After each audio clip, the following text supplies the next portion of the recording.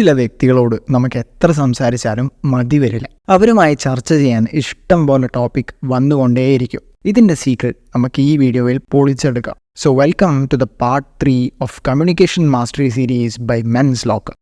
നമ്മളുടെ ഇപ്പോഴത്തെ ഫ്രണ്ട്സുമായി നമ്മൾ അടുക്കാനുള്ള മെയിൻ കാരണം എന്ന് പറയുന്നത് നമ്മുടെ സിമിലാരിറ്റീസ് ആണ്. ഇൻഫാക്ട് നമ്മളുമായി ഏറ്റവും സാമ്യമുള്ള വ്യക്തി അഥവാ വ്യക്തികളാണ് നമ്മുടെ ബെസ്റ്റ് ഫ്രണ്ട്സ്. ആൻഡ് ചാമിംഗ് ആയ വ്യക്തികൾക്ക് കോൺഷ്യസ്ലി ഓർ സബ് കോൺഷ്യസ്ലി ഇത് നന്നായി അറിയാം. ഇത് മുതലെടുത്തുകൊണ്ട് എല്ലാവരുമായി കമ്പനി ആവാൻ വേണ്ടി ഇവർ ഉപയോഗിക്കുന്ന ഒരു സ്ട്രാറ്റജി ഉണ്ട്. It's called conversation threading. മറ്റുള്ളവരുടെ ചോദ്യങ്ങൾക്ക് ഒരു ഷുവർ ഷോട്ട് മറുപടി നൽകുന്നതിന് പകരം അവർക്ക് റിലേറ്റ് ചെയ്യാൻ പറ്റുന്ന കുറച്ച് കാര്യങ്ങൾ ഉത്തരത്തിന്റെ കൂടെ അറ്റാച്ച് ചെയ്ത് കൊടുത്താൽ എളുപ്പത്തിൽ തന്നെ മറ്റുള്ളവർക്ക് നമ്മളുമായി കണക്ട് ചെയ്യാൻ സാധിക്കും. ഈ അറ്റാച്ച്മെന്റ്സിനെയാണ് നമ്മൾ ത്രെഡ്സ് എന്ന് വിളിക്കുന്നത്. ഒരു എക്സാമ്പിളിലൂടെ നമുക്കിത് മനസ്സിലാക്കാം. ലെറ്റ്സ് സേ നമ്മൾ ഒരാളോട് അവരുടെ ജോലി എന്താണെന്ന് ചോദിക്കാം. അവർ പറയുന്നു സോഫ്റ്റ്വെയർ എഞ്ചിനീയർ. ഇനി ഇതേ ചോദ്യത്തിന് കോൺവെർസേഷൻ ത്രെഡിങ് ഉപയോഗിച്ചുകൊണ്ടുള്ള മറുപടി എങ്ങനെയായിരിക്കുമെന്ന് നോക്കാം.